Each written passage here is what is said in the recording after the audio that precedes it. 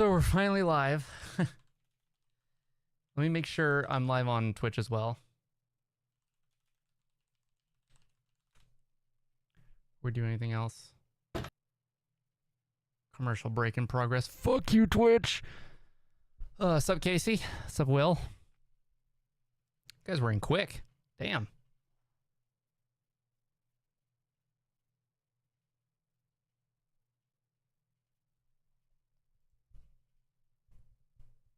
God, I gotta update my Twitch panels. These are out of date as fuck. Patreon? Are you shitting me?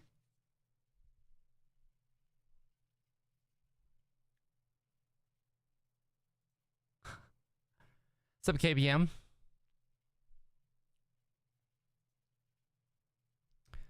Do we have our chat coming up? Yeah, here we go. Here we go.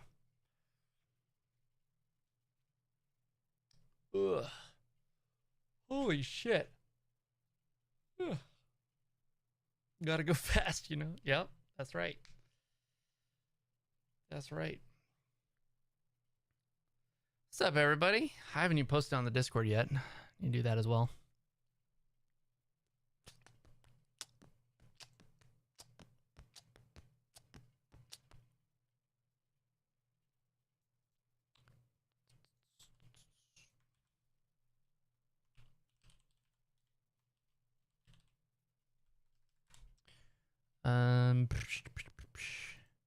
Then does the YouTube stream have its own own link?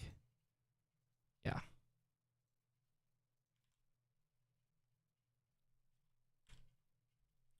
Post that there. That'll work. Anyways, how's everybody doing? I'll catch you, Casey.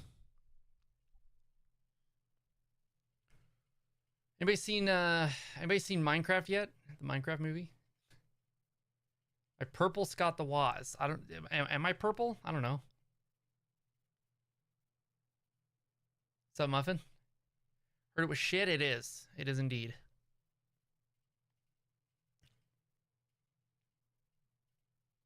I would say I'm older Scott the Woz. I am washed up Scott the Woz. Ugh. Saw the Minecraft movie today. All right. KBM's seen it. Muffin says it was fun. I would say it was fun. I definitely had fun. Now, was it time well spent? That's debatable. Yo, David with the subscription. My fucking light's not working for some reason. I also didn't hear the alert.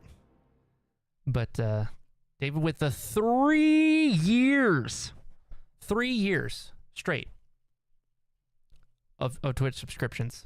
Goddamn, son. Insanity. Waste of my life's 2 precious hours. Yeah. Here's the thing. Seeing the Minecraft movie once, I don't know that that's a waste of time.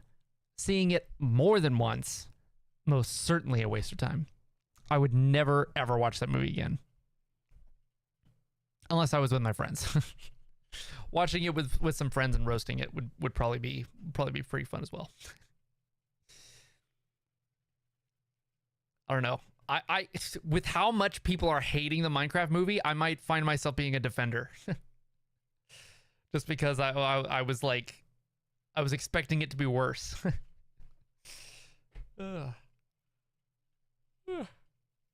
Jesus Christ.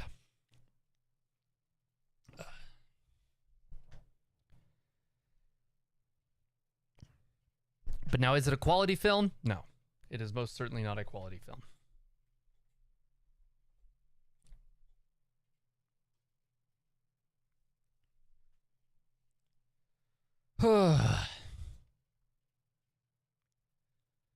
How's everybody doing? What's up, Thunderpaw? From Athens, let's go. Favorite game movie so far is Sonic 3. Definitely gotta love Jim Carrey. Thanks for chiming in, homie. you seen the version with the unfinished season, the unfinished CGI that people are watching? I have not. I've not heard that was a thing. Barely find time to watch good movies. Here's the thing. when your friend is like, "Hey, I want to go watch the Minecraft movie for my birthday," and you're like, you don't want to tell them. She had apparently, so a friend of ours wanted to go see the Minecraft movie for her birthday. She had apparently not seen any of the trailers and did not know that it was going to be bad. So she was not prepared for how terrible it was. We all left the movie like laughing and goofing off. She left actually angry. she was actually pissed off.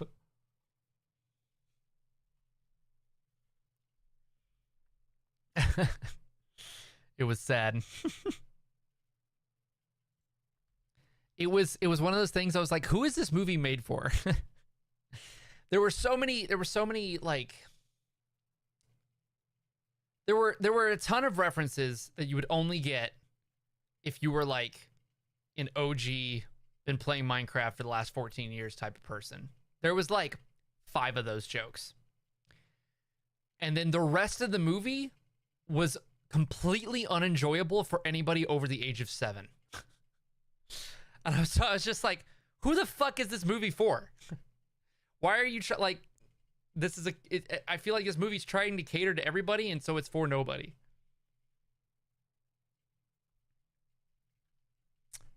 What is your process like for scripting your videos? That's a great question. Scripting is the hardest part of video making.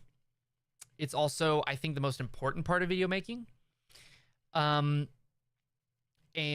I feel like 95% of a YouTube video is in its script. Maybe not 95%, maybe 80% of a YouTube video is in its script. This is including if you don't write a script and you just do it off the dome. I still think it's 80% of the video is what you say, you know? So, yeah, probably 95%. I between 80 and 95%, we'll say. A script is my process for writing a script. Number one, I make the page be not blank as soon as I possibly can. I will put, if I open up a new tab, open up a new Word doc or whatever, new Google Doc, and I sit and stare at a blank page for more than about 3 seconds, the video gets delayed a week.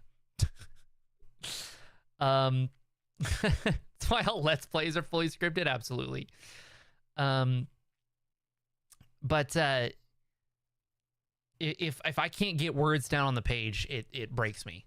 So I get something going as soon as I physically can. Usually that involves writing an outline, however loose or however thick, however tight, I guess. I've had an outline that's like intro, point 1, point 2, outro. Like that's been the full extent of the outline. And then I've had an outline where I was like writing paragraphs on each bullet point. And like the outline itself was like 3 pages long, and I ended up just kind of like taking paragraphs just like taking points out of the outline and just expanding those into paragraphs, and then that became my script. I've done everywhere in between. It just kind of depends on how natural the video is coming to me. Yo, Thunderpaw, thank you for becoming a YouTube member. Though I should let everybody know, so what I need to do is I need to have a little video that comes up whenever you hit the join button.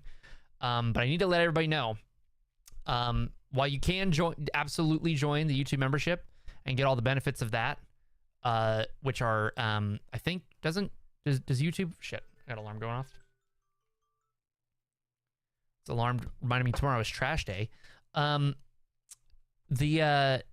YouTube memberships, you get all the benefits of that. You get the little badge in chat, and you get the emotes.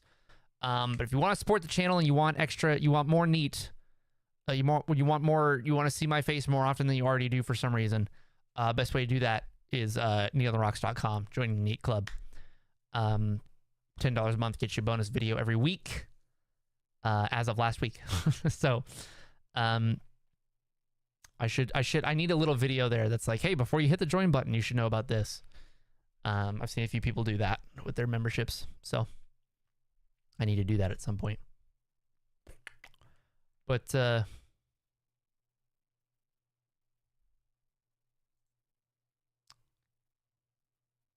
man, I was so happy when you upload after 5 months. Your content is golden. Keep it up, bro. Thank you. Thank you, Cal. I think it's Cal, right?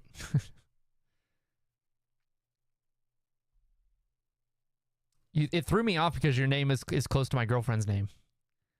But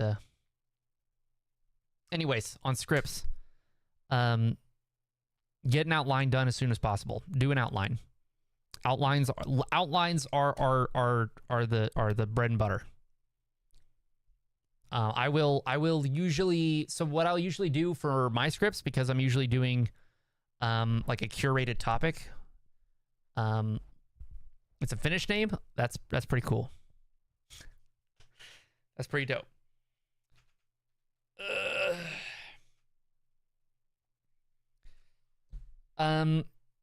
God, you would have thought I didn't take my meds today, but with scripts, staying on scripts. Let's see. Do an outline. Curated topics.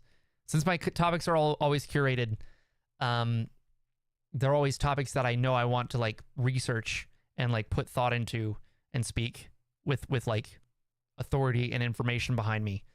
I will usually like watch a few videos or like go through different things and take notes. And then those notes will inform my outline. So, for example, if I'm making videos on, if I'm making a video on like not being an NPC, for example, I'll take notes on like different topics concerning like mental health, different topics like you know, how social media affects you, how you know, people feel stuck in life, things like that that are kind of adjacent. I'll watch a ton of videos on that kind of stuff. I'll talk to my therapist about it. I will you know, read about it and take notes, and then I will kind of, you know, synthesize all of that information and figure out how I want to communicate it in a way that you guys respond well to. That's typically how I do it.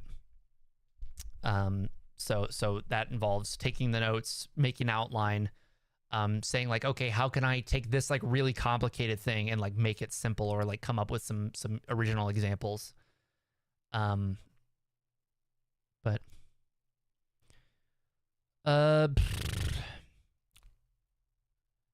one of the few creators I follow that I intentionally rewatch your videos. Glad you learned a lot with client work and now pivoting into new territory. Tristan, thank you. Intentionally rewatching my videos is like that's a huge compliment. That's one of the best compliments you can give me. So I appreciate it.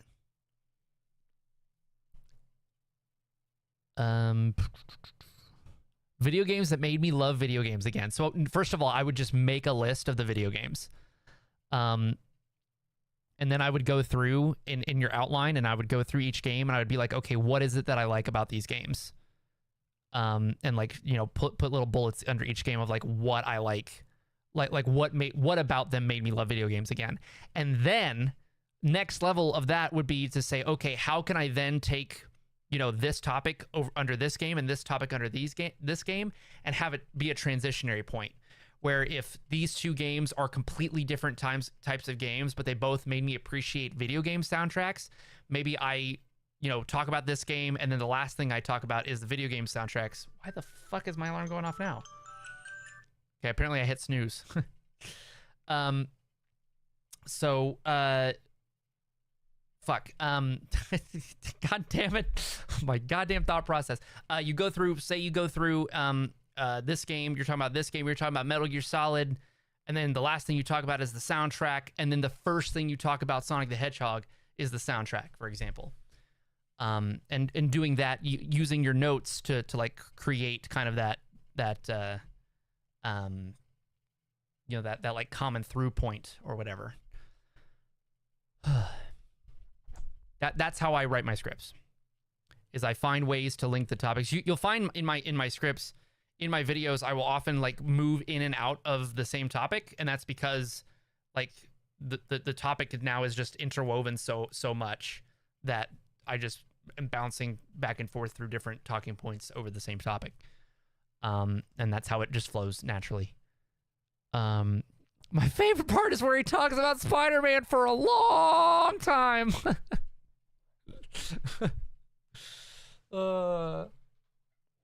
Shout outs to classic Game Grumps. I thought your Sonic videos were made off the cuff without a script. They are not. As I talk about in the ADHD one, the flow video, they are not off the cuff. I would have to be so fucking gigabrained to be able to talk about to talk that well off the cuff. I would have to be so fucking smart and so well spoken. I'm not that talented. So what I do is I write a very, very, very thorough script, including like when I write the script, I write it how I speak so that it sounds like I'm just talking about it. I don't write it like a script. If you go back to a lot of well, really, I've kind of always written my scripts that way, but if you watch content that you know to be scripted and then you watch my videos don't sound scripted because I write like I talk. And I specifically will go back because, you know, I typically write like I write, right? So I have to sometimes when I'm editing down the script, I will go in and I will reword when I'm like, this sentence sounds too, like, I'm using too many big words. Like I would never be able to string this sentence together in a conversation. I will break it down and will add in, I will, you know, bring the words in. I'll bring the words down a reading level. I will add some ad libs like right and you know, and these things that these kind of vocal, these conversational crutches that I have. I will add those into the script.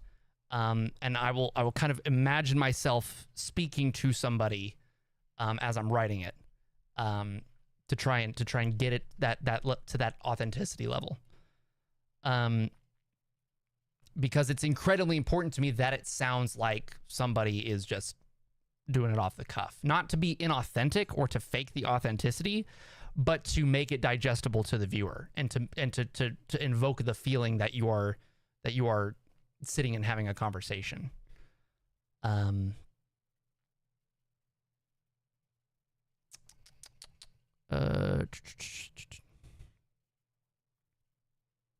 What are your opinions on fighting games? I was a big fan of Mortal Kombat 9 for a long time, and I dig me some Smash Brothers. Other than that, I've never been super big on fighting games.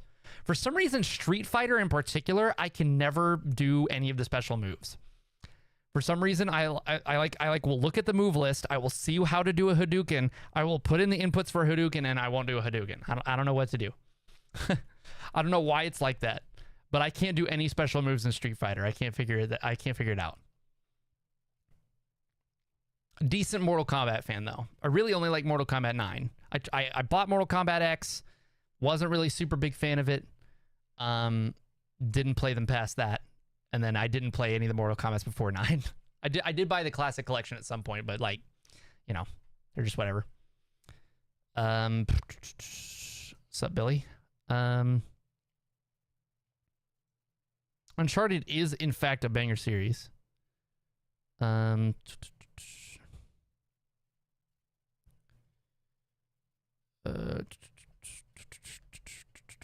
Literally just watched one of your videos. Well, hello, Mashu. What's up, Patrick? How you doing, buddy? Yo, great video on Resolve 20, by the way. I'm pretty pumped about it.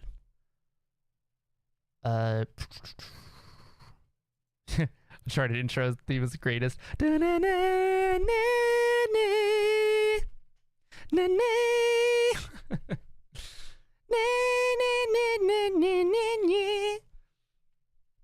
Love that shit. I would start up Uncharted 2 just to hear that song. Uncharted's one of the few games where I played the sequel first. I very rarely now, like these days especially, if I'm wanting to get into a game series, I will almost always go for the very first one and start from the beginning.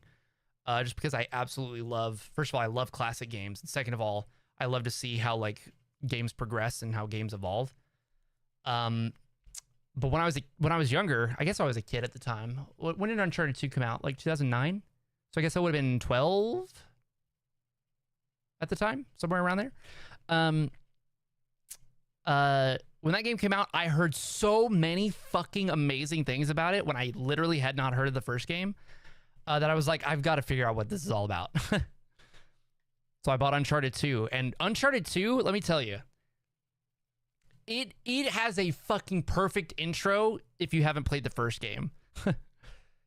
Because whether you've played the first game or not, the intro to Uncharted 2, you have no idea what the fuck is going on, and it's so over the top. It is one of the best like introductions in video game history, I think. Yo, that's awesome, buddy. I appreciate that. I'm looking to so now that the Ann Knuckles video is done, next is the Sonic Mania video, which is actually going to be kind of like, I'm going to take the concept of Sonic Mania, which is to reincorporate a bunch of the stuff from the previous games, and then, you know, reorganize it in a new fashion. I'm going to do that. Basically, that's going to be the concept of the video.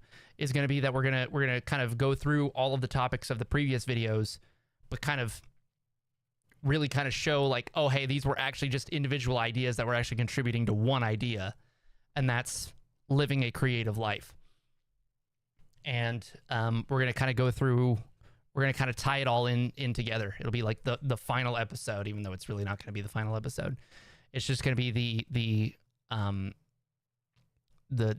end of season 1 of these types of videos, I would say. And then after that one comes out, I'm going to make a video that's like, the title will be like How to Live a Creative Life, 2+ hours of creative advice or something like that. And it's just going to be a compilation of all the videos in one, with all of the ad segments and outros removed. So that it's just one continuous viewing experience. And that's going to be fucking long. I think it's going to be upwards. I mean, it's going to be upwards of 3 hours, I think. It's going to end up being maybe not quite 3 hours, but it'll be over 2, I think.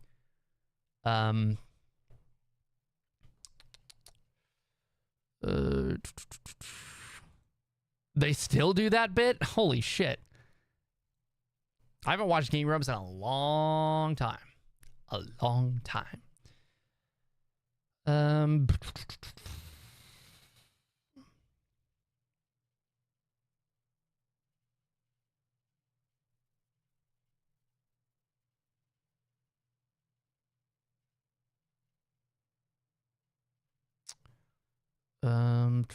Smash Bros, my man. Yeah, I think it's the rolling through the inputs. The rolling through the inputs I could never pull off in a manner that made sense. Made sense to me. Best weekend for the channel ever. Yo, Patrick, that's poggers.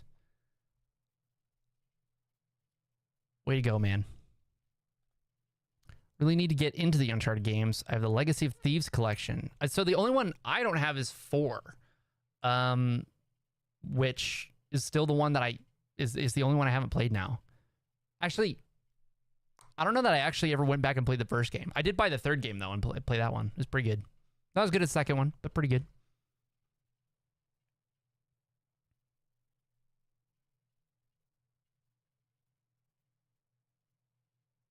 Snake Eater though, I have sang Snake Eater on stream more times than I can count.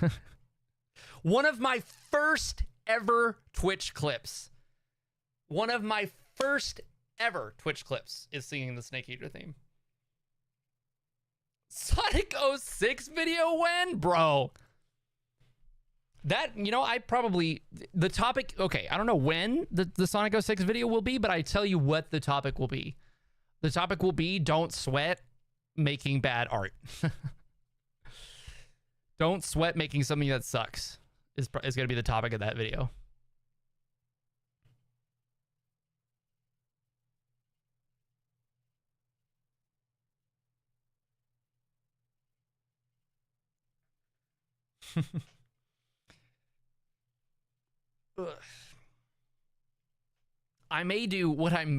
What might be crazy is season 2 might just be the different stories from Sonic Adventure 1. Yo, actually, that kind of is insane. Would be insanely good. That might be season 2 of the Sonic Improvement show, whatever you call it. The Sonic self-improvement videos. Each one might be each individual story from Sonic Adventure. Because all of them have like a story of personal growth, right? That's like the theme of Sonic Adventure. So except for Sonic Story, I guess. That one's just kind of save the world, but is season 2 Neat gonna be played by Terry Crews? Season 2 Neat will be played by T-Pain, right?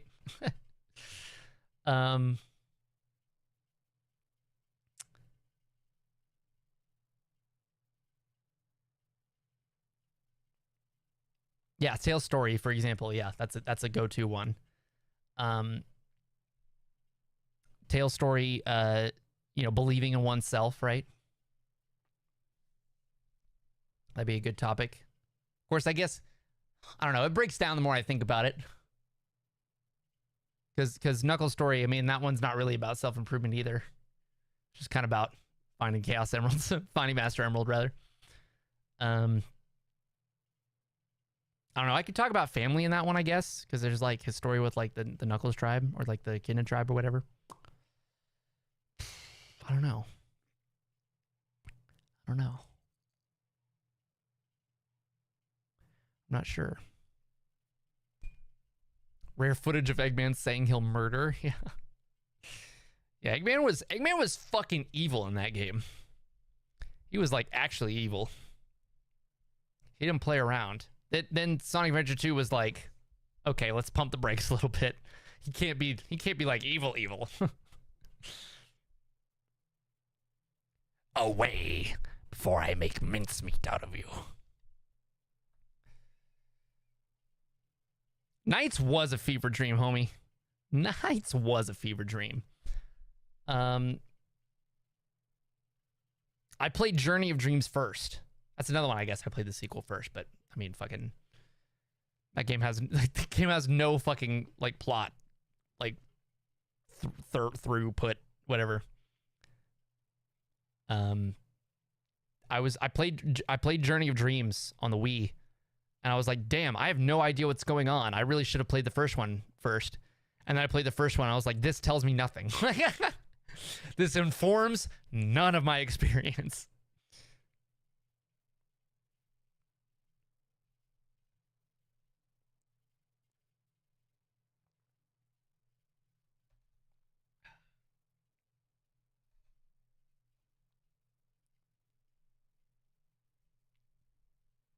Is Journey of Dreams peak? Peak Nights? Maybe.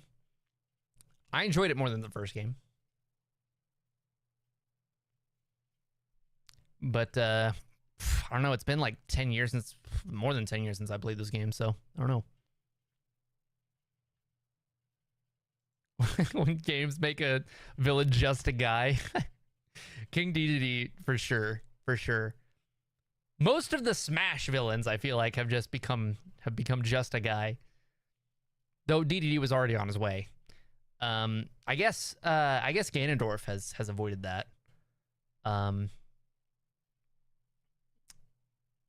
But yeah, King Dedede, Bowser pretty much just a guy now.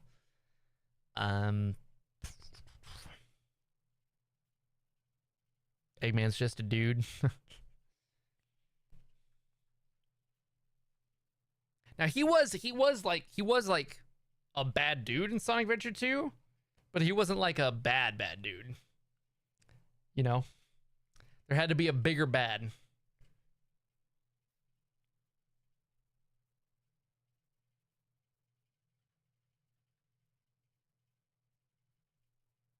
Bowser was the villain of Wonder. He's been the villain of every Mario game, but he's also just a guy. You know what I mean? It's just different. The Mario games just accept that they have no stakes. So Bowser's just chilling. He's an antagonist, but he's just doing shit. He falls in a lake of lava, his skin fucking peels from his flesh. He becomes a skeleton. And then he's just back in the next game. He just goes about his business. He sired like 9 children.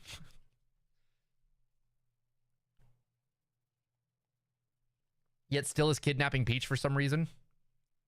Not really sure how that works out.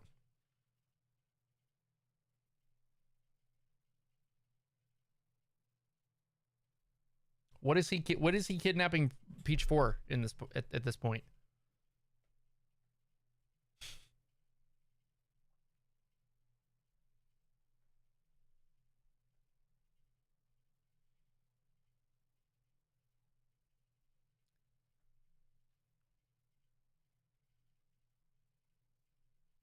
Mario RPGs is basically a protagonist half the time. Also true. Also true.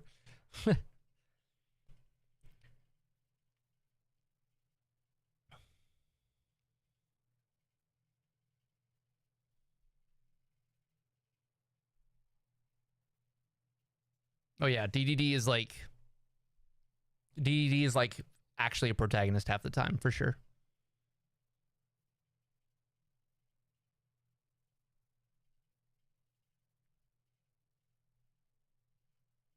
But Kirby's another one of those games that's like, okay, yeah, our main characters are going to have low stakes. There's almost always some like fucking universe-ending threat in Kirby that's like inappropriately dark, but the main cast always keeps it light.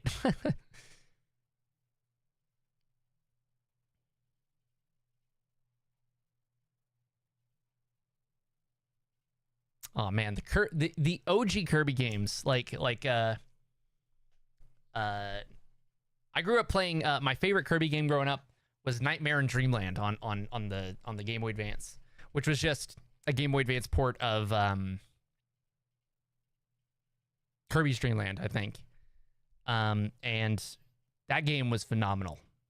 That was one of the first games that I went that actually had like a proper like had like proper unlockables and like proper secrets to unlock. That were actually kind of difficult to find that I actually went through and 100% completed. Very few games I did before that. That was one of the very first that I ever did. And it's pretty much as soon as I found out you could play as Meta Knight if you 100% the game. I was like, I gotta fucking beat this game.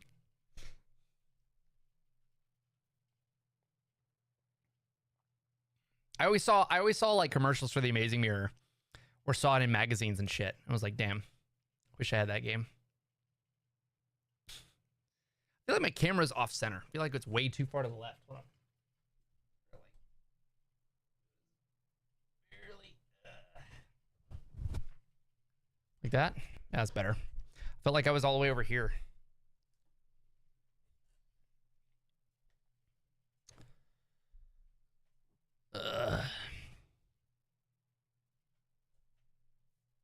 Superstar Ultra, also phenomenal game. Also phenomenal game. Pretty much all of the OG Kirby games that then got remakes, those are phenomenal. I also really, really loved, I never really got to play much of Crystal Shards on 64. But a friend of mine had it, and I would go over, and I fucking loved the, like, combo power-up concept. Wish more games would do that. Love the fucking combo power-ups.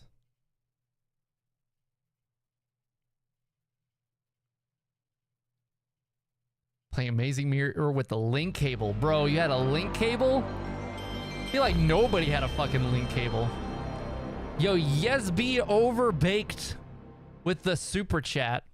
Just want to say that your videos have motivated me to pursue my love for content creation. Much love and best of luck to you. Best of luck to you, my friend. Thank you for the contribution to the channel. You are an absolute unit.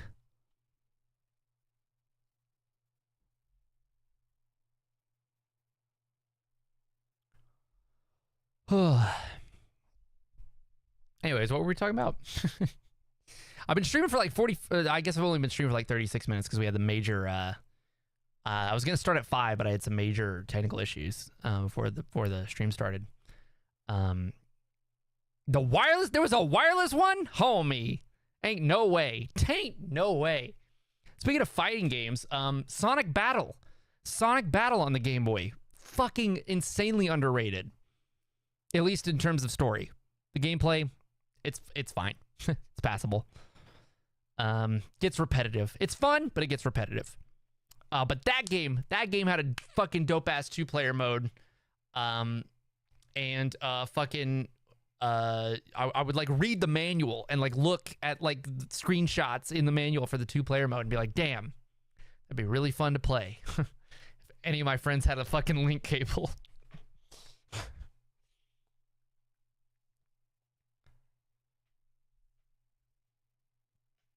And then I want to say we got a link cable eventually and then played like once.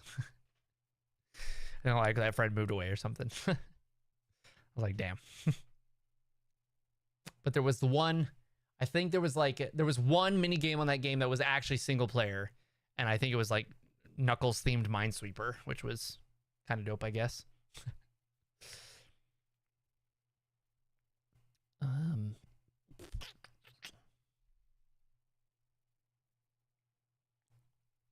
But yeah, I was gonna we've been streaming for 37 minutes already, and I fucking, where's the time gone? We were gonna make a thumbnail today, but now I'm kind of enjoying just chatting.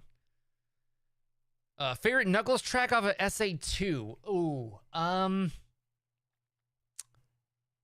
Meteor Herd is probably the one I listen to the most. But I do fuck with Wild Canyon.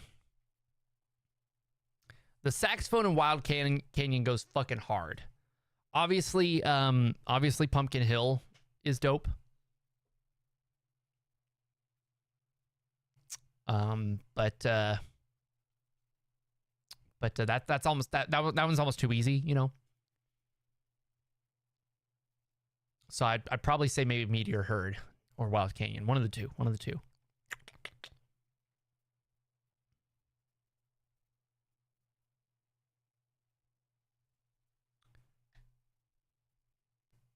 Finally beat Shard 7 in haste. Congratulations, or I'm sorry that happened. I'm unsure of which.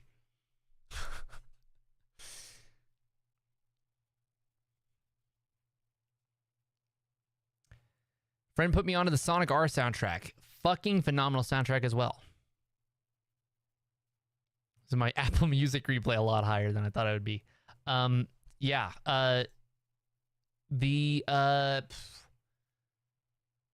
Everybody loves Supersonic Racing. Everybody memes on Can You Feel the Sunshine? But the other tracks on that soundtrack are fucking insanely underrated.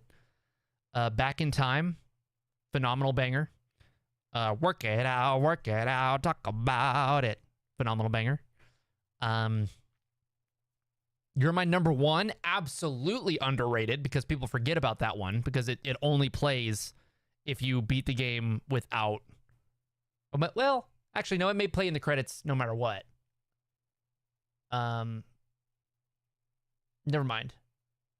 I was about to say it only plays if you don't have all the emeralds, but that would be Diamond in the Sky. That one's also fucking insanely good. That one only plays if you're not playing a Supersonic on the final track, which, I mean, you're gonna be playing a Supersonic by that point.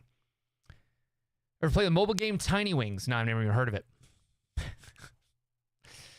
I don't play mobile games. That is the one type of gaming that I'm not into.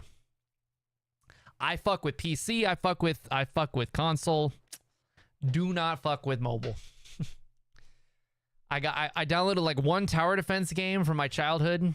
I say childhood, from my young adulthood, my adolescence, as you will. An old ass tower defense game called Kingdom Rush. I downloaded that like a year ago, probably 2 years ago at this point. Took over my life. I was playing it nonstop. Having video games on my person, in my pocket all the time, I can't do it. Fucking just absolutely sandbags my mental health. Or really sandbags my productivity, which sandbags my mental health. So.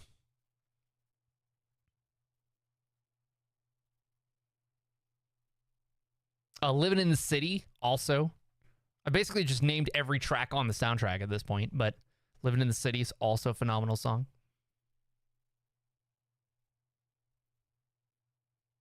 I linked Hate's Steam page in the general in Discord last week. Well, let's take a look.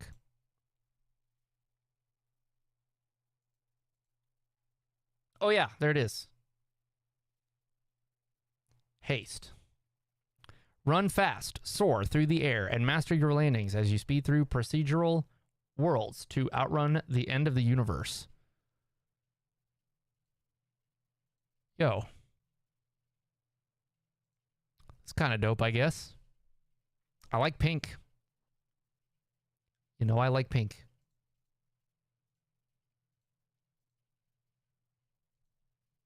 It was kind of cool. Yeah. Kind of dope. Kind of dope. Yo, actually? This is what Sonic games need to look like.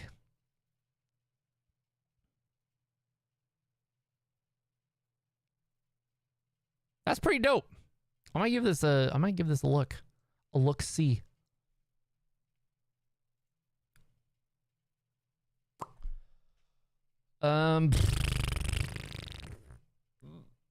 Anyways. What other games you guys been playing lately? I've been digging on there's a Halo mod. There's a mod of Halo Combat Evolved called SPV3, single player version 3. It's just like a campaign overhaul mod for the first Halo game, which is my favorite Halo game. And it's pretty dope. I've been kind of feeling I started it a long time ago. I've been kind of getting back into that. It's the only problem with it is that the levels are fucking long. So it's kind of it's kind of a game I can only play if I sit down for few minutes, like more than a few minutes is what I'm trying to say. God, I'm having a stroke. I was expecting Cursed Halo. That's a pretty dope one as well. I've not played that, but I have seen YouTube videos. I'm getting around to finishing Stray. My girlfriend played Stray. It was one of her first actual video games she played. That's what I've been doing lately. I've been playing Sly Cooper. OG Sly Cooper with my girlfriend lately. It's been fun. I downloaded my own copy from my own PS2 game from my own disc, and we're playing it on emulator instead of playing the HD collection.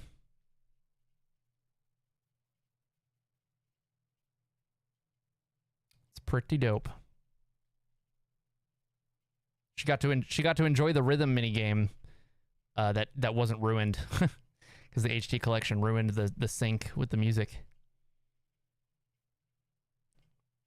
That was pretty good to be able to play again without it being completely fucked.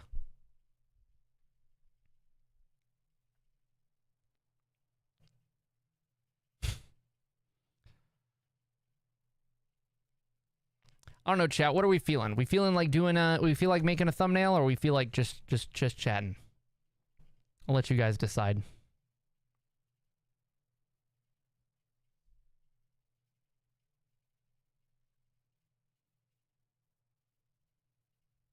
I'm always timid. I wanted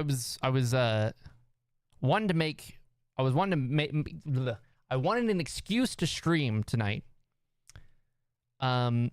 I was like, well, I need to make the thumbnail anyway, so maybe I can make a stream out of that. But now that I'm on stream, I'm like, well, I work better when I can just get into a flow and just be quiet. So it's almost like I have my talk time and my work time. Did I watch the Nintendo Directs? Which one? All of them? No. Some of them? Yes. Which ones? The one about the Switch 2? I saw that there was a Switch 2. That's about all I saw. Other than that, I don't think I've watched any since. So, I don't know. Just did past 2 weeks. I didn't see either of them. Did not see either of them. Must admit. Way too expensive Switch 2. Yeah, no kidding. A new Kirby Air Ride. That's dope.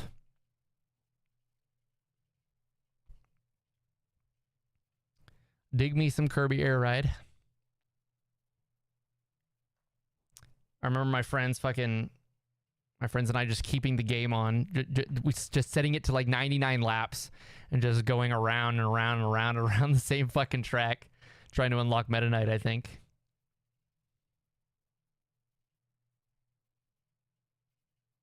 I think the thing was that like he didn't have a memory card or something like that. So we were like, well, fuck it. We gotta just unlock him now if we want to play as him.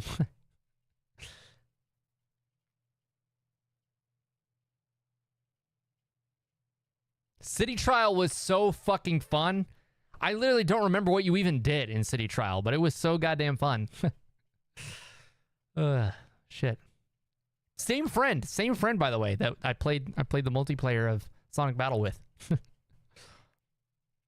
He was like my one friend that was into Sonic. He was like my one friend that was into Sonic / Nintendo growing up. I grew up in the Midwest, so everybody I knew played Xbox.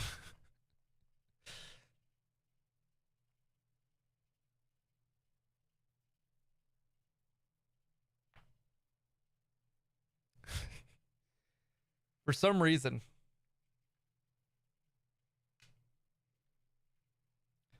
The Midwest just dominated by Xbox players, man. Really, it's the South, I bet. I feel like it's more the South. I'm kind of where the South meets the Midwest. The South is like Xbox territory.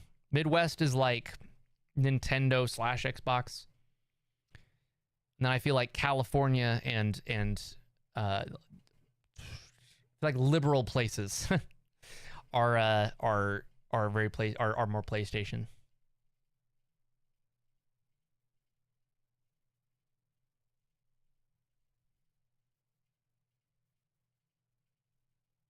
Switch 2 is like $30 less than a normal PS5. Damn.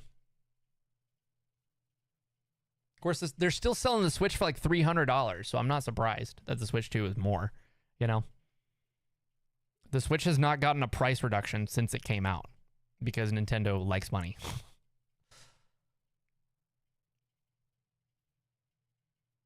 And they do not care about customer acquisition.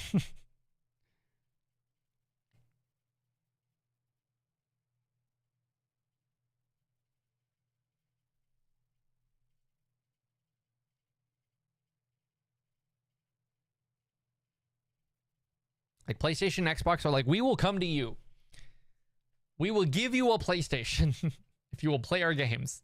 You will buy our software. Nintendo is like, nope. You got to come to us.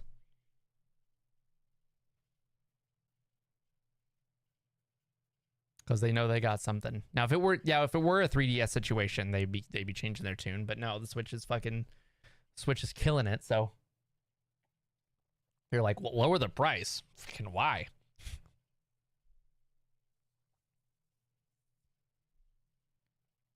The demand is still there. And if the demand lowered, why would we want to make less per unit anyway? It's like, well, fuck you, Nintendo. Ugh.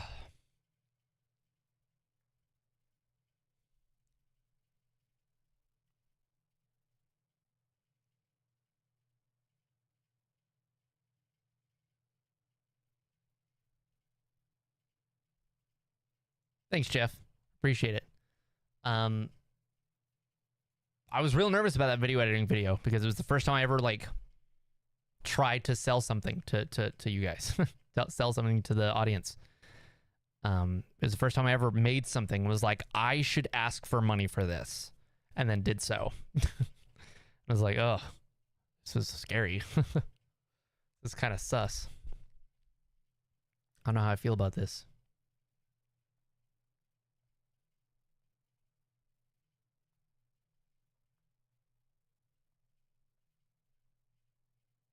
Let me tell you guys about another game that I got hooked on recently.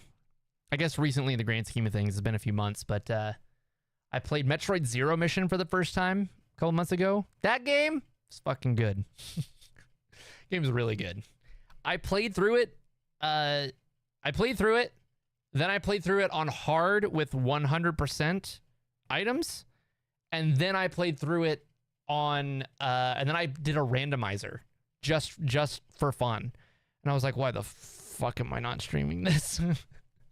But it was a Baldur's Gate 3 situation where I was like, I'm playing it at like 2 a.m. and I was like, oh man, am I just gonna turn on stream right now and just be a degenerate? Or, but Metroid 1 but not shit. Correct.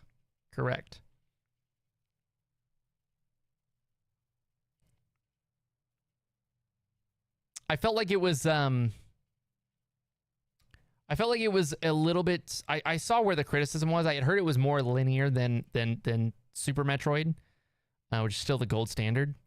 But I appreciated how linear it is on the first playthrough and how open it is on later playthroughs. The only thing is that even though the game is very open, it kind of condenses after, once you like start to get towards fighting Mother Brain. It's like, okay, it's pretty much linear from here. But titled Metroid Zero Mission. Metroid Zero Mission, Phantom King. That's the title. Metroid here, David, you are weird. You are indeed weird. There's almost nothing I prefer. Generally speaking, I really appreciate original games, like the original game. Very rarely will I say this game needs a remake or that the remake is better or whatever. I'll usually say like the remake has its own merits and the original has its own merits or whatever. Zero Mission is one of the rare times where I say this basically replaces the original for me. It is a complete remake in my opinion. There's almost nothing Metroid 1 offers that Zero Mission does not offer better. in my personal opinion. The controls are fucking so much better. I might even prefer the controls of Zero Mission over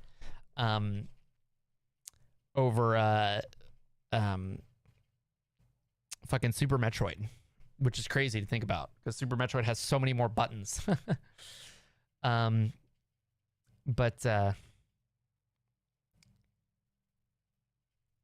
what they're able to do with the button layout on a Game Boy Advance for Zero Mission is phenomenal. The exploration is better. The OG Metroid, the exploration is really fucking there's so many things where it's like you have to shoot every wall. You have to try everything. You just have to do, there's no ifs, ands, or buts about it. There's no finding out, like, there's nothing you can do to like test out and figure out where things are hidden. You just kind of have to know. And like there is a certain cool design thing. I'm gonna eventually make a video about the original Legend of Zelda and how that was cool. There is something about that I think is cool, but just from a game design standpoint, Zero Mission just does it so much better. There is maybe something lost, and that's atmosphere. OG Metroid has a very, very, very lonely atmosphere, which is pretty cool. But I think Zero Mission is able to capture that maybe 95%. in my opinion. Zero Mission goes a pretty long way in capturing that.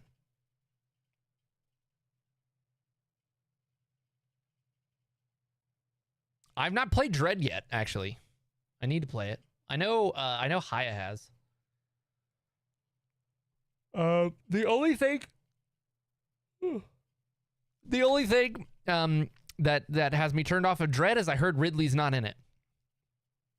And for as understandable as it is that people are tired of Ridley being brought back to life 87 times and being shoehorned into every Metroid game, at the same time, I'm like, but it's Ridley.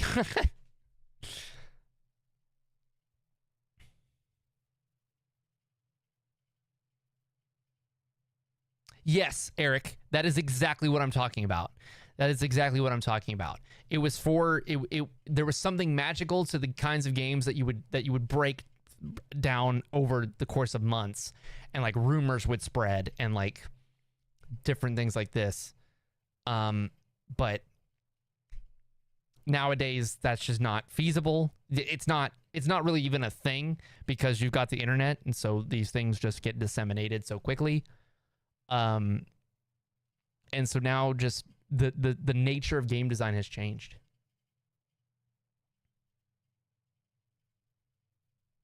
Are Gen Z trying these types of games? I don't know.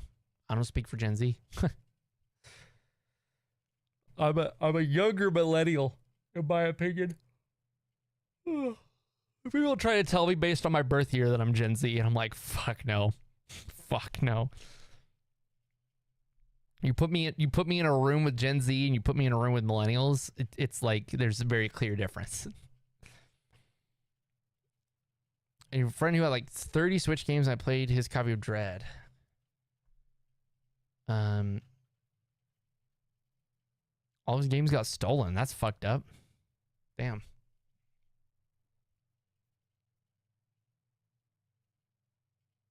That's real fucked up. What's that about? So yeah, I played Zero Mission lately. That was a good one. Playing Sly Cooper lately. It's a good one. Halo. Yep. I got into Modern Warfare 2 multiplayer again recently as well. That was another one that I was like, I gotta uninstall this. It's eating up too much of my time. Eating up too much of my time. OG Modern Warfare 2 as well. Not the new one. Fuck the new one. I don't play new Call of Duty games, but I haven't played Fusion either. Will. Have not played Fusion. I specifically wanted to give Zero Mission a try because I had heard great things about it. I was kind of wanting a Metroid experience. And I was I wanted something that wasn't Super Metroid. Fusion is so good. So I was looking for a non-linear one because I was looking for inspiration for dungeon design in D&D, specifically mega dungeon design. For those of you who are uninitiated, dungeons in D&D are typically like Zelda dungeons where they're just kind of like, isolated adventure sites, abandoned temples, things like that. Then there's the concept of the mega dungeon where it's like, okay, this dungeon is the entire game world or is effectively the size of a game world. It has enough content to be, an entire game in itself, and encapsulate everything that the characters will do within it.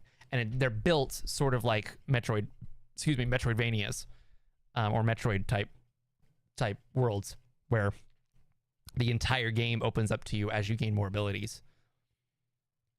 It's more based on D&D. D&D fucking mega dungeons are mostly they're either completely freeform where you can literally go anywhere as soon as you like start the game, really, or they are progression is locked behind actual progression rather than it's abilities you get from leveling up rather than abilities you like find in the world. But was kind of working. I'm kind of working on a D&D mega dungeon concept, and I'm working through kind of figuring out how to incorporate kind of Metroidvania type design into it, where you might find a magic item that lets you do something. For example, like something like the hook shot, you know. And now you can go find places in the dungeon where the hook shot could be usable. And that can take you to other parts of the dungeon, things like that.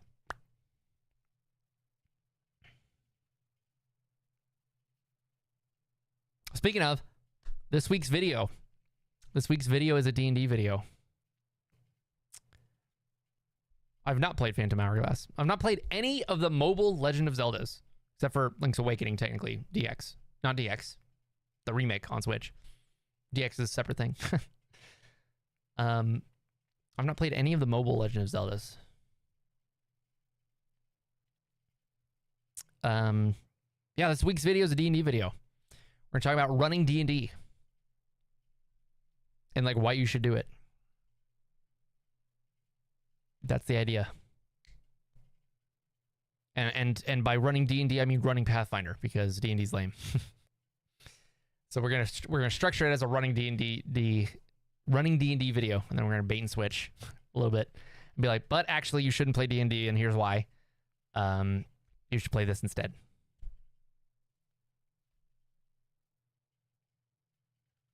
It's basically hook you into tabletop RPGs and then switch into D&D. So.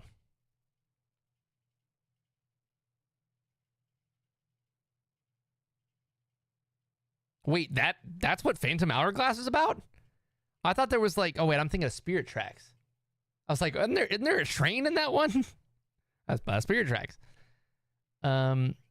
That is very interesting. I've definitely got to look into that then, because that is a design I'm very interested in. I could probably do a video just on how Dungeons and Dragons inspired Zelda. And how Zelda is just basically built off the back of D&D tropes, essentially. But I don't know. I don't have enough material about it. It's pretty just self-evident once you just state it. So like, it's like, oh, there's dungeons, you know? That's pretty much it. But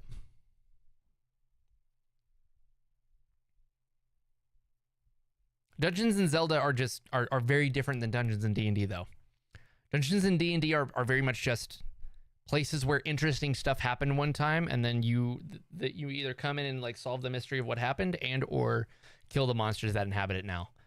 Versus Zelda Dungeons, it's like, oh, here's this, you know, here's 8 different layers of puzzles that all link with each other or build off of each other.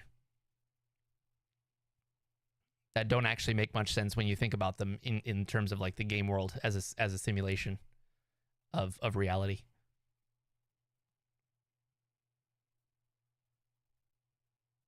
It's like, why would they leave the keys sitting around? Why would they not lock these doors and then throw the keys in the river or something? Why would the item to complete the dungeon be left in the dungeon?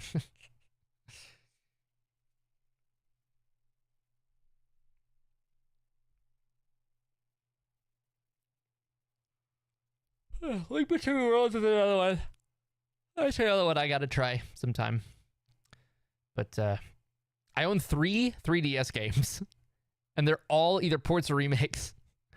I own Metal Gear Solid 3D, Sonic Generations 3DS, and I own Ocarina of Time 3D. Oh, I guess I own Majora's Mask 3D as well. That's the only 3DS games I have. I have no original 3DS games.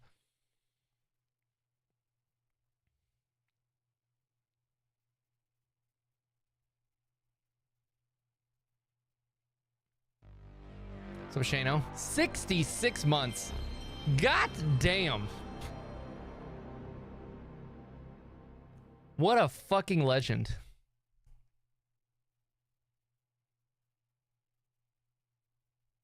Thanks, homeboy.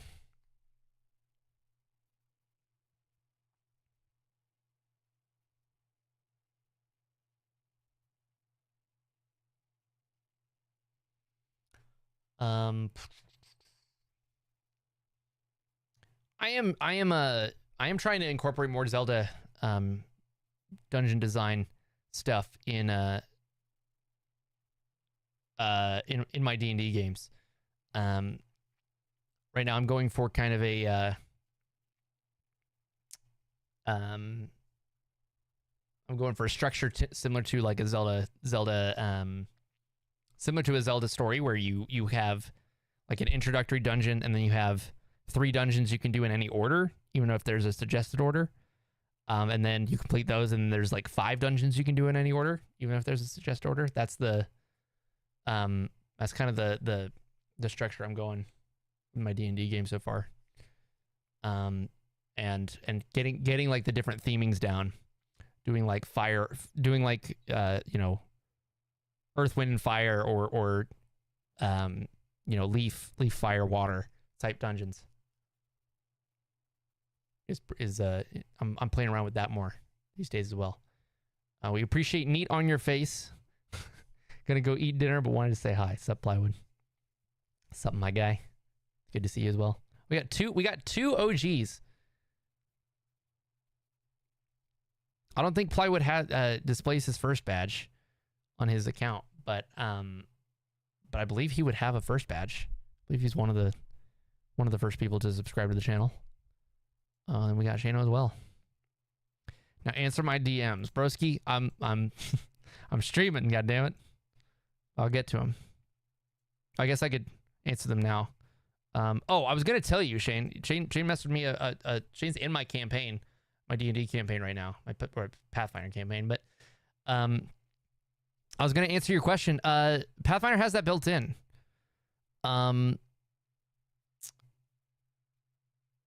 Shane asked something about adding a purity seal to his armor. Quote, like my new ability granting my weapon or armor +1, adding a purity seal to it to signify my buff. Yeah, Pathfinder already has that. It's called runes, magic runes. It's essentially how you upgrade your. It's essentially how you upgrade your armor and weapons.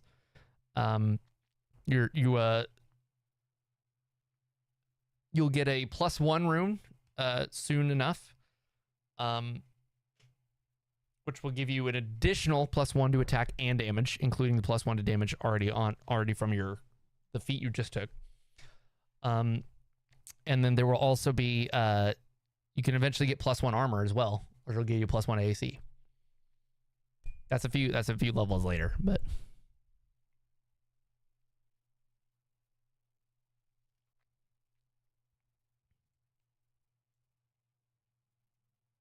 God, so part of me, part of me wishes I could just jump into making Pathfinder content on YouTube.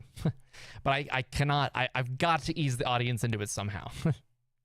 I cannot just make fucking off the wall, really insanely deep Pathfinder videos without alienating a shit ton of people who have no idea what the fuck I'm talking about. So I've got to pay my tax a little bit first. I also have to pay my literal taxes doing 6 days. Kind of sweating about that. But we out here. But I kind of got to pay my tax a little bit and get the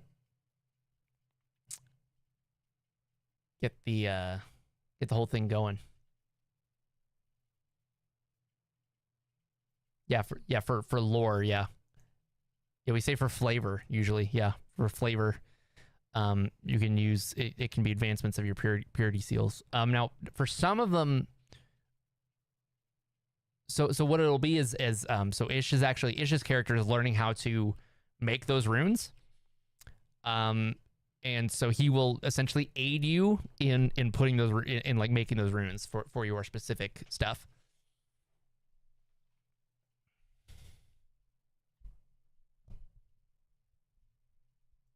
Next video title will be like how Pathfinder relates to Sonic. Please watch so I can justify more Pathfinder content, please. Indeed. God,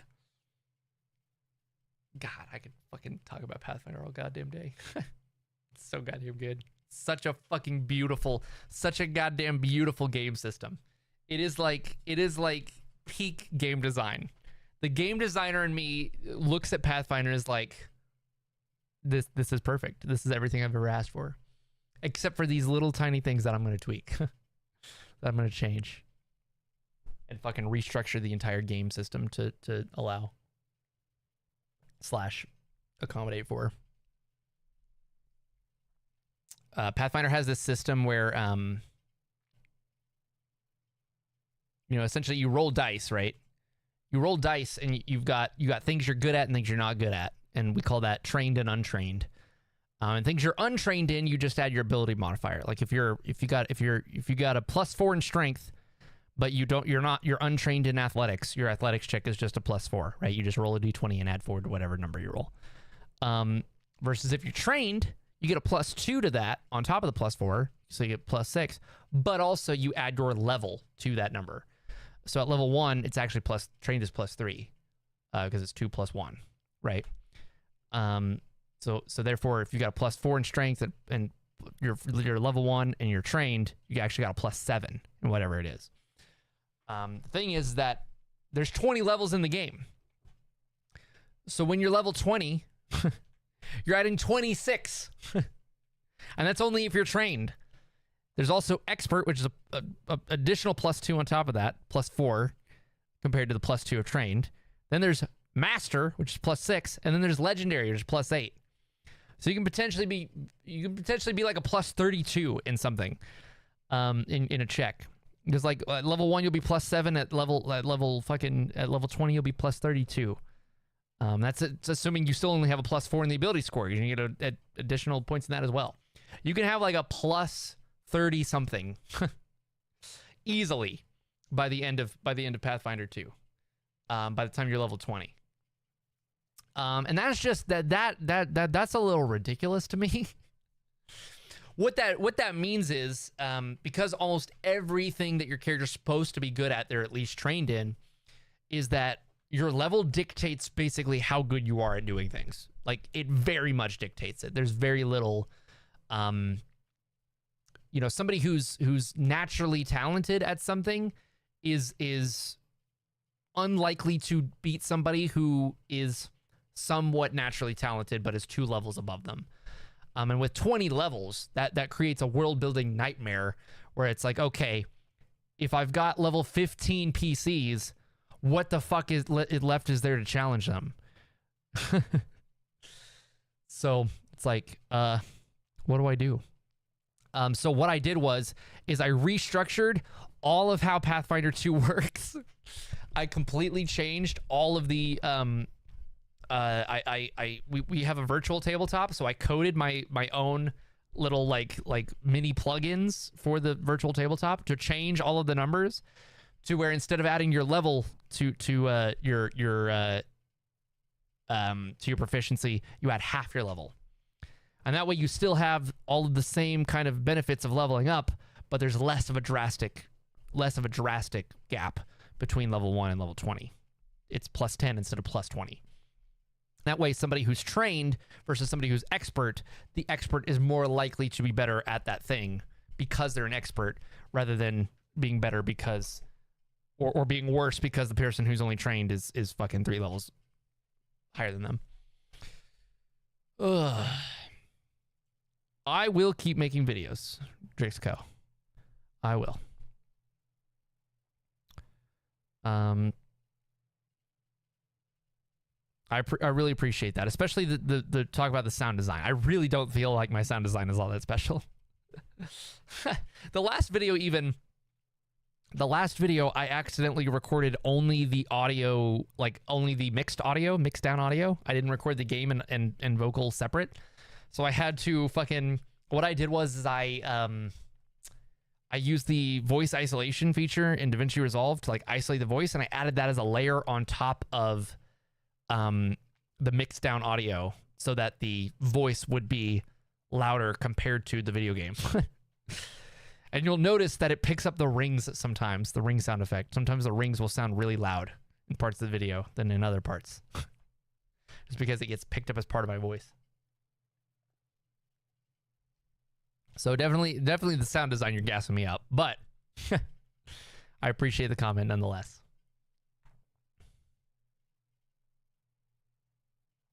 So yeah, I changed all of Pathfinder's math, all of its fundamental math, to suit. We call it Pathfinder. We call it proficiency with half level instead of proficiency with level.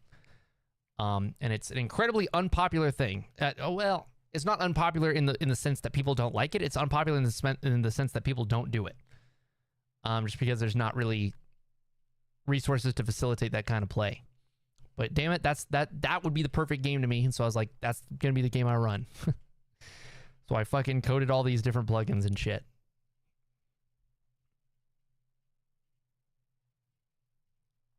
To facilitate that kind of play.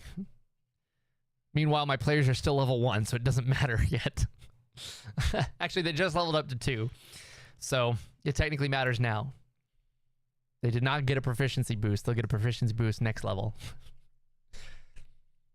So now it's almost like we've got minor level ups and major level ups. Anyways, this has been Pathfinder with Neat. I like the one where he talks about Pathfinder for a long time.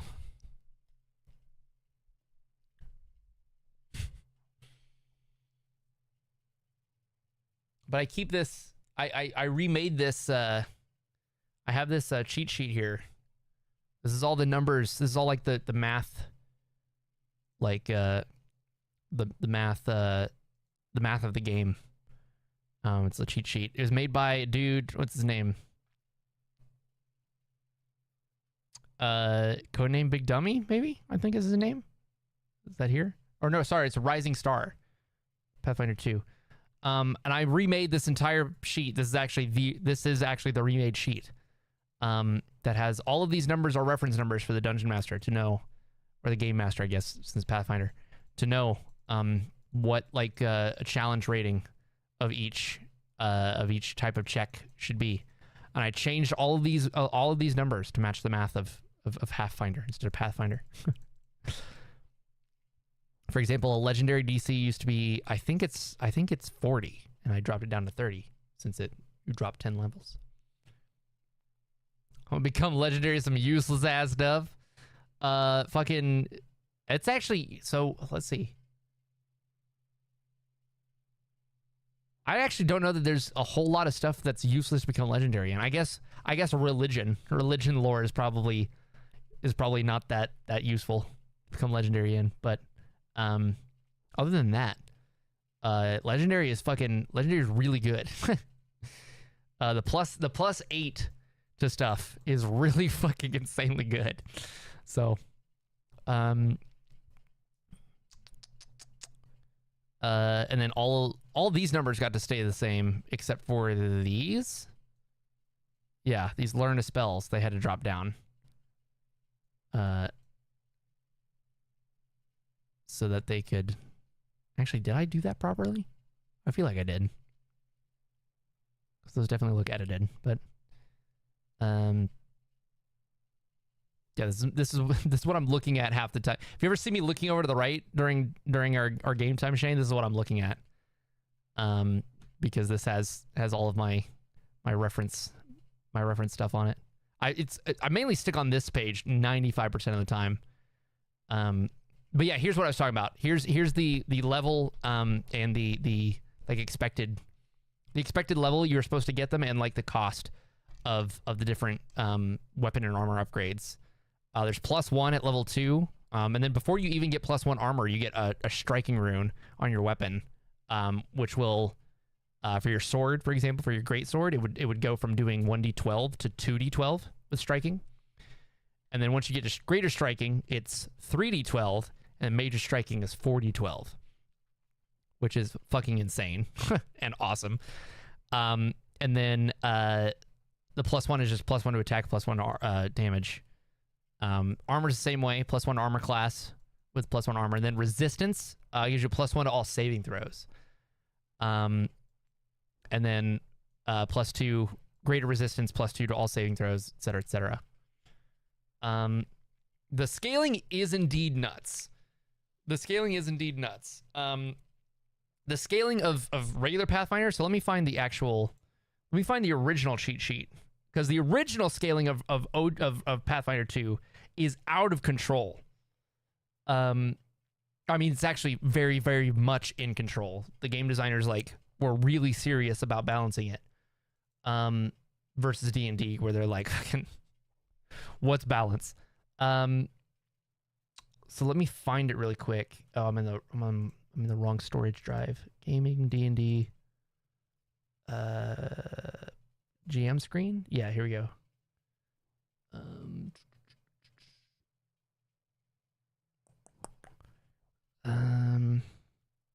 All combined. Here we go.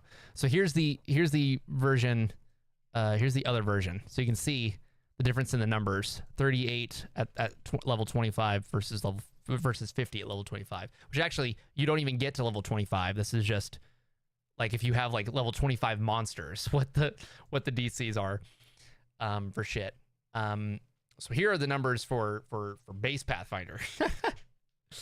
They're even higher, 40 for legendary DC. Yeah. So yeah, some hard fights to come indeed. This type of number scaling makes it to where it is physically impossible to fight or defeat anything that's higher than 4 levels above you. Generally, in regular Pathfinder, in Pathfinder 2, the way the math works out is generally you double in power every 2 levels. So if I were to give, let's say you're level 5, and you have a party of 4 players, and you're all level 5. If I threw 2 level 7s at you, the idea is that that's a 50-50 fight. Either one side is coming out and the other's not. They are evenly matched. So it's like a coin flip whether you guys total party wipe or if you are able to overcome it, is the idea. So a character that's then 4 levels above the party then is like a 50-50 fight. So if you're level 5, if I were to throw a level 9 at you, the idea is that it would be like a 50-50 fight. That is too tight for my tastes. That kind of math is insane. So that's why I put in the system of the proficiency at half level. It's so that as far as the math of the game goes, something that's now 4 levels above you now has the math of something that's 2 levels above you, but still has the cool abilities and the higher HP and things like that.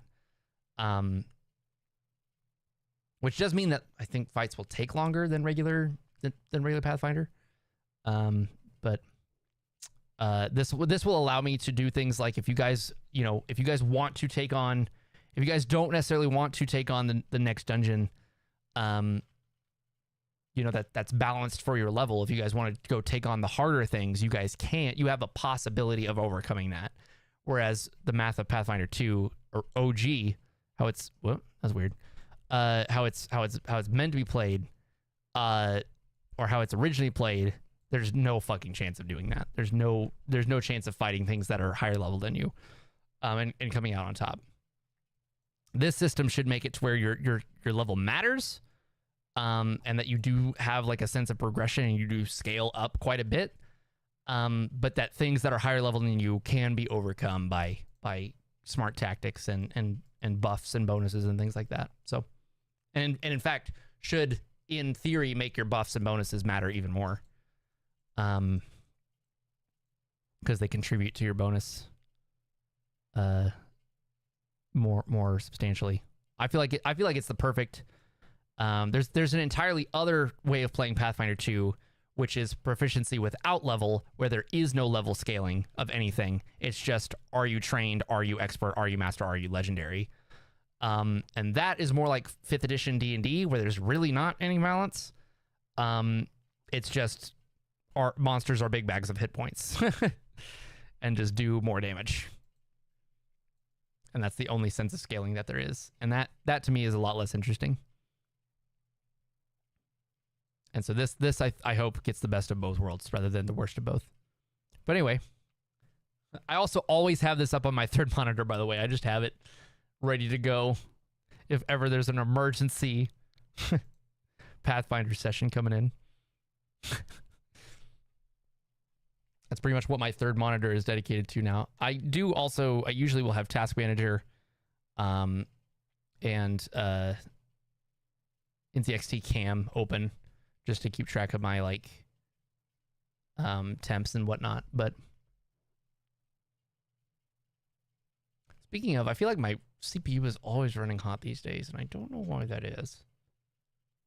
But I ain't gonna worry about it.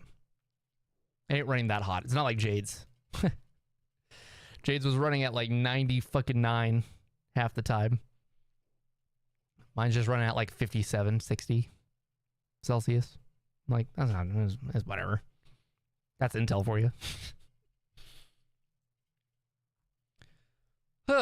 Anyways, chat. I was gonna do a thumbnail tonight, but you know, it's whatever. I think I'll do the thumbnail off stream. So I think it's fine. I think I'm gonna call it a stream. We've had a cool little chat stream. I'm really feeling I'm not feeling very inspired for the thumbnail right now. So we'll do it off stream. I'll keep the mystery, even though I've already made a video on how I make my thumbnails. But I think we've had a good stream tonight. I'll stream more often now. I'll be streaming more often now. Today is the first stream in weekly streams. It's weekly streams from now on. So, yeah. I'll be looking for more excuses to stream. I want to start making videos about games again, about actual video games as well. So we'll be streaming some video games, so I can make some videos about them at some point. I think. Just gotta decide which ones those are gonna be, you know, and what that's gonna look like, and how to fit that into a weekly schedule. So I can still get the videos out weekly. So, anyways, guys, I will catch you in the next one. Peace out.